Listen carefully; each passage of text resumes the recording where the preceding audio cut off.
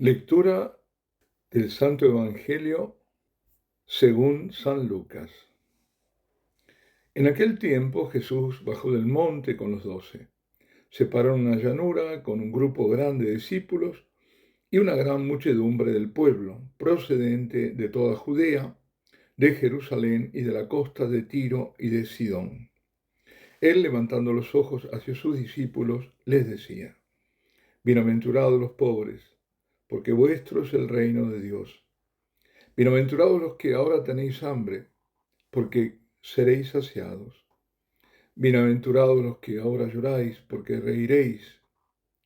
Bienaventurados vosotros cuando os odien los hombres y os excluyan y os insulten y proscriban vuestro nombre como infame por causa del Hijo del Hombre.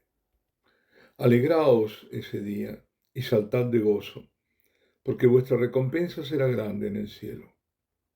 Eso es lo que hacían vuestros padres con los profetas. Pero ay de vosotros los ricos, porque ya habéis recibido vuestro consuelo. Ay de vosotros los que estáis saciados, porque tendréis hambre. Ay de los que ahora reís, porque haréis duelo y lloraréis. Ay si todo el mundo hablan bien de vosotros. Eso es lo que vuestros padres hacían con los falsos profetas. Palabra del Señor. Estaba pensando cómo se aplica hoy aquel anatema, aquella imprecación del profeta Jeremías, que es la primera lectura. Maldito el hombre que confía en el hombre. Maldito el que piensa que la salvación está en el hombre, en la humanidad, en la ciencia, en la psicología, en la política, en el progreso tecnológico. Se nos están llevando al posthumanismo, o sea, a la robotización de la humanidad, al cretinismo colectivo, al esclavismo más despiadado. Maldito el que se aparta de Dios, el que lo desplaza del centro de su vida. Maldita la nación, la sociedad, la falsa religión que pone al hombre en el centro. ¿Cómo es posible aceptar que se cambie el anuncio de salvación que nuestro Señor manda a su iglesia hacer por el diálogo con el mundo? ¿Cómo es posible negar la única verdad por proclamar que todas las religiones son equivalentes, que muchos son los caminos de salvación? ¿Cómo es posible traicionar así a Cristo? ¿Cómo es posible ocultar y hasta negar a la Eucaristía y a la obra y figura de la Santísima Virgen, la Madre de Dios, en aras de qué? De un falso ecumenismo? El verdadero ecumenismo se centra en la Eucaristía y es cobijado por el manto de María Santísima. El hombre que desplaza a Dios es maldito, así lo dice Jeremías. Maldito quien confía en el hombre y busca el apoyo de las criaturas, apartando su corazón del Señor. Y agrega que su vida será seca, infecunda. En cambio, bendito quien confía en el Señor y pone en el Señor su confianza. Con tristeza vemos los efectos devastadores causados por el engaño, promovido por los medios principales de todo el mundo, mainstream media, como lo llaman.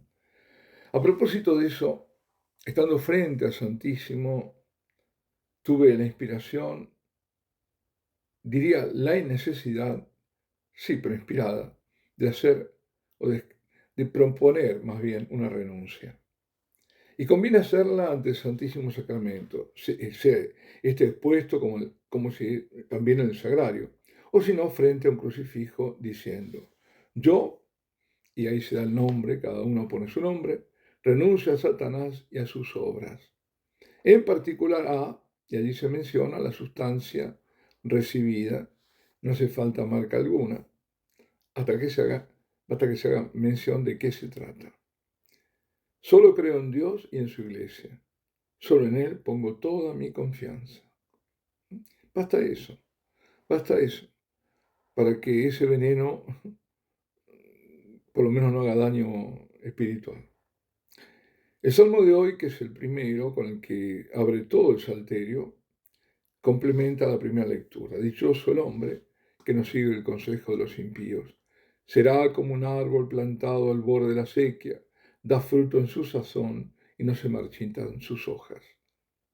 Jeremías decía algo parecido: bendito quien confía en el Señor y pone en el Señor su confianza. Será un árbol plantado junto al agua, su follaje siempre está verde. El salmista asegura más bien recuerda que el Señor protege el camino de los justos, pero el camino de los impíos acaba mal. Aunque no parezca, seguro acaba mal. San Pablo, arguyendo en favor de la verdad de la resurrección de los muertos, que es la segunda lectura, dice: si hemos puesto nuestra esperanza en Cristo solo en esta vida, somos los más desgraciados de toda la humanidad. Es dar un inmenso paso adelante con respecto al profeta y al salmista. Está diciendo, nada menos, que dichoso es el hombre que confía en el Señor resucitado, que espera para sí también la resurrección de los justos. Cristo ha resucitado entre los muertos y esta verdad es la base de toda dicha, de toda beatitud, de toda bienaventuranza. Por eso, por ejemplo, podemos estar seguros de que los pobres son bienaventurados, porque su riqueza es el Señor resucitado en el que confían. Son los benditos de Jeremías, que no siguen los consejos de los impíos. Y como dice el Salmo, también bendito y dichoso es para quien su gozo es la ley del Señor. Y agrega: la medita día y noche, la ley del Señor, la medita día y noche, porque la vive. ¿No? ¿Cuál ley? ¿No? Bueno, ahora sabemos que es la ley del amor y de la gracia que vino a traer nuestro Señor Jesucristo. Aquel que no solo se goza y medita esta ley, sino que pone en práctica lo que Jesucristo nos enseñó en palabras y con su vida, quien en definitiva sigue a Cristo, hará el Señor que fecunda sea su vida.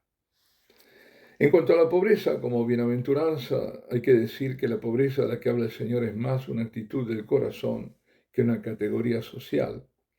La condición de quien sabe que al final todo depende de la gracia de Dios y busca la gracia de Dios y en Dios. Un hombre puede no tener dinero, pero ser orgulloso de corazón. No ser humilde, ser soberbio, rebelarse contra Dios, por ejemplo, maldiciendo su suerte, maldiciendo a Dios. Este hombre no es feliz y nunca lo será, sino cambia su corazón y se vuelve humildemente al Señor.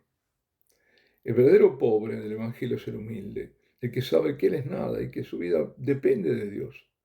Es aquel humilde que consigue entrar por la puerta estrecha del reino de Dios, porque es pequeño, claro. La dicha es confiarse totalmente al Señor, abandonarse en Él. Por lo contrario, Jeremías advierte: maldito el hombre que confía en el hombre y pone su apoyo en la carne y aparta su corazón del Señor. En este pasaje del Evangelio según San Lucas, el Señor declara, por una parte, dichosos, bienaventurados algunos, mientras que a otros les dedica los ay, los lamentos a los que están expuestos, una suerte de maldición a la que van al encuentro por sus actitudes, por lo que ellos mismos han elegido. Vemos que en la primera parte de las bienaventuranzas es muy parecido al capítulo 5 del Evangelio de San Mateo, en esa parte que es llamada el Sermón de la Montaña. En San Lucas, 4 son las bienaventuranzas, mientras que en San Mateo son 9. Y agrega Lucas los ayes, que no están en San Mateo. Santo Tomás a este lo llama el Sermón del Llano, porque no es en la montaña, sino que Jesús lo pronuncia al bajar del monte y además de pie en medio de la gran multitud, mientras que en San Mateo es en el monte y estando Jesús sentado y rodeado de sus discípulos. Al pobre contrapone el hombre saciado, saciado de sí mismo. Se entiende que egoísta, soberbio, despreocupado totalmente del menesteroso. También a los ricos les caben las lamentaciones por lo que les espera.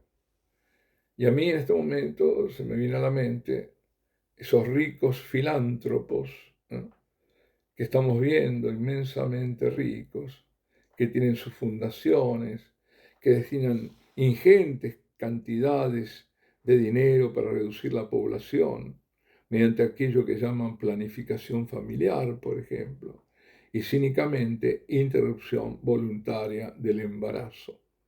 Es un eufemismo para no decir aborto. Como dijo el más conspicuo personaje filantropista, si hacemos un buen trabajo, se refería a las inoculaciones, podremos reducir el 15% de la población. Ay de estos, ay de estos.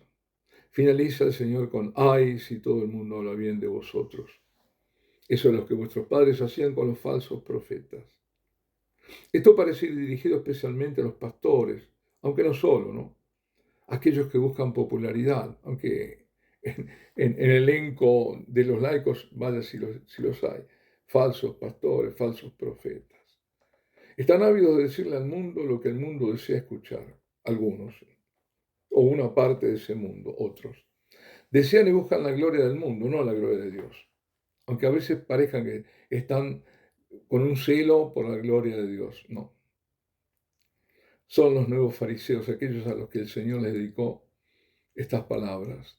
Vosotros sois los que os hacéis pasar por justos a los ojos de los hombres, pero Dios conoce vuestros corazones, porque lo que entre los hombres es altamente estimado, a los ojos de Dios es abominable. Hay un pasaje tremendo en la Escritura cuando Jesús anuncia a los judíos, a esos que les son hostiles, les está diciendo a esos que lo rechazan, que vendrá el día en que recibirán al anticristo. Parece que estamos próximos. Está en el Evangelio de San Juan y dice, yo he venido en nombre de mi Padre y no me recibisteis. Si otro viene en nombre propio, a ese sí lo recibiréis. Este es el versículo que alude al anticristo, el otro. ¿Cómo podréis creer vosotros que aceptáis gloria unos de otros y no busquéis la gloria que viene del único Dios? Eso está en Juan 5. Bueno. Recuerdo el caso de un relativamente joven sacerdote que estuvo con la Madre Angélica en EWTN, nosotros hicimos EWTN, ¿no? Y dio su testimonio. ¿Qué había pasado? Había tenido un accidente fatal, había perdido parte de la masa encefálica y estaba clínicamente muerto. En aquel momento se vio, según cuenta, ante la presencia del Señor. Si no lo vio a él, sino una gran luz, pero sabía que era Jesucristo. Y supo que estaba condenado. De pronto escuchó una voz muy dulce que decía, Hijo, ¿no podemos hacer algo por él? Y el Señor respondió, Madre, él ha trabajado para su gloria, no para la mía. Y luego dirigiéndose al sacerdote, agregó, te daré una oportunidad, regresarás a la vida, pero deberás dedicarte a hablar de la necesidad de la santidad de los sacerdotes. Pues regresó a la vida y a eso se dedicaba. La santidad de los sacerdotes, como les enseña el Señor al monje sacerdote, con quien tiene coloquios, me refiero al autor de Insinuo y eso, está vinculada especialmente a la adoración, a las horas que dedicamos a la contemplación del divino rostro en la Eucaristía. En esos momentos de abandono ante la presencia eucarística es cuando ocurren las grandes transformaciones que el Señor opera en sus sacerdotes. Cuando además comprendemos que para adorar a aquel que es 3 veces santo, es necesario emprender un camino de santidad. Su presencia silenciosa nos abraza en su amor misericordioso y de predilección. Y aunque esto es así, no por eso deja de interpelarnos. Pero no solo a los sacerdotes, no solo, sino a todos. En la adoración está el anticipo de las bienaventuranzas celestiales. La adoración nos lleva a la dicha, a la alegría. Nos arrodillamos ante el resucitado y Él nos eleva a una vida nueva, a una vida mejor. Adoramos al Santísimo donde Él oculta su gloria, pero no su poder, y derrama su gracia sobre nosotros, sobre aquellos por los que intercedemos y otros que ni siquiera conocemos. Y esto es especialmente cierto en las capillas de oración perpetua, donde están los adoradores día y noche como centinelas que velan sobre la familia, sobre la ciudad, permitiendo que se acerquen las personas que están lejos de Dios y que el Señor las llama. Allí donde hay adoración perpetua, vemos cómo muchas personas van a las capillas de oración y allí encuentran la paz y esa verdadera alegría del corazón.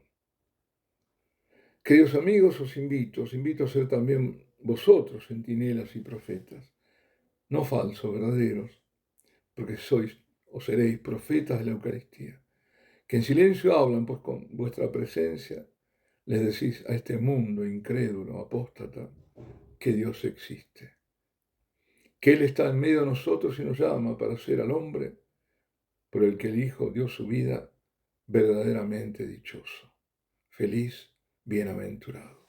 Alabado sea Jesucristo.